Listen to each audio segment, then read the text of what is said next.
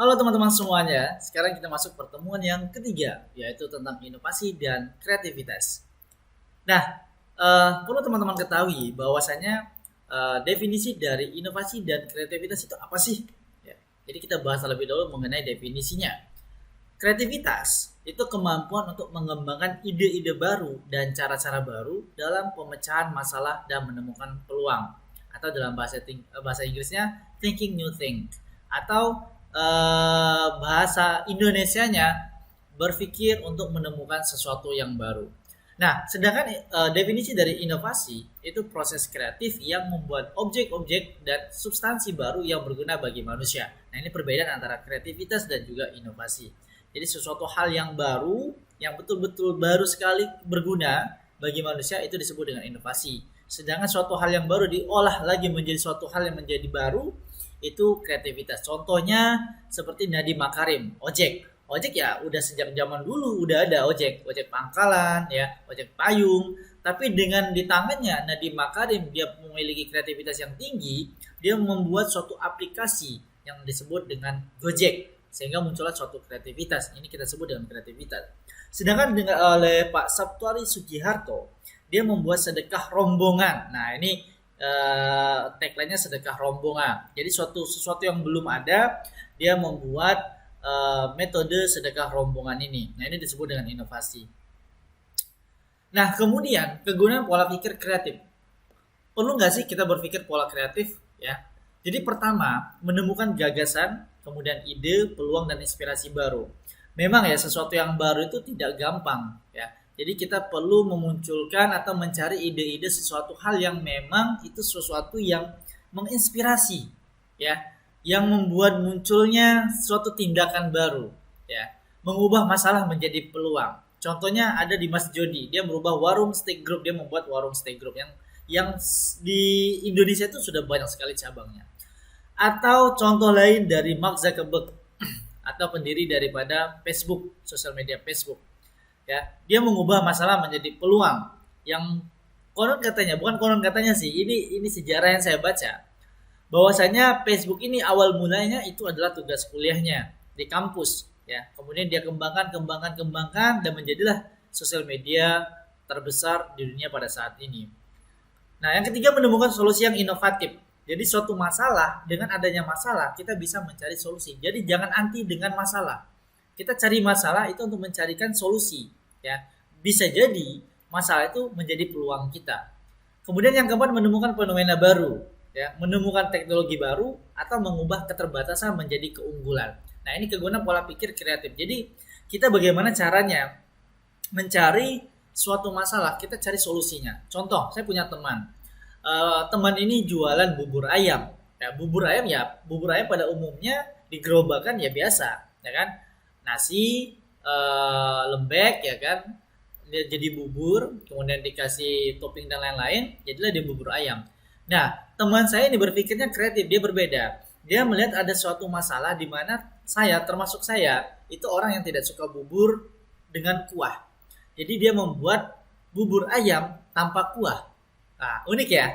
Jadi pada umumnya kita berpikir bahwasanya bubur ayam ya pasti menggunakan kuah. Tapi berbeda dengan teman saya tadi, dia membuat bubur ayam tanpa kuah. Ternyata peluangnya besar. Banyak orang yang awalnya tidak suka bubur menjadi suka bubur. Yang awalnya suka bubur menjadi tambah suka dengan bubur yang tanpa kuah tadi, dengan kemasan yang menarik, dengan cita rasa yang enak ya, dengan pelayanan yang baik ya, semuanya itu menjadi nilai lebih daripada hasil dari kreativitas teman saya tadi. Nah, kemudian ada sebuah teori ketidaksempurnaan. Teori ketidaksempurnaan itu ya menjadi tiga segitiga ya. The basic of creative thinking. Jadi kita memiliki kreativitas, kemudian insting dan intuition, ya intuisi kita, kemudian teori ketidaksempurnaan menjadi inspirasi, ya. Nah, jadi ketiga poin ini disebut dengan teori ketidaksempurnaan. Nah, menggunakan kreativitas. Jadi kalau kita mau menggunakan kreativitas kita bisa melihat persoalan sehari-hari, ya. Persoalan sehari-hari, jawaban pastinya ada atau tidak.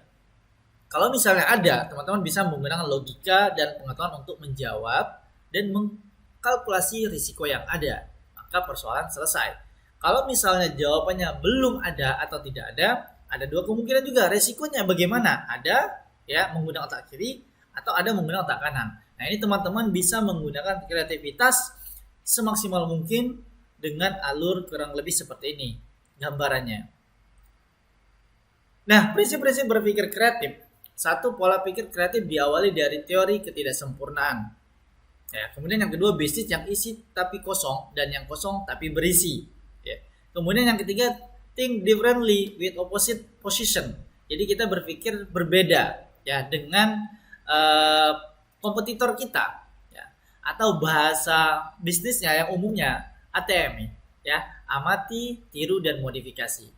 Kemudian yang keempat, think more detail. Jadi kita berpikir lebih rinci, lebih lengkap. Kemudian yang kelima, have a perfect result.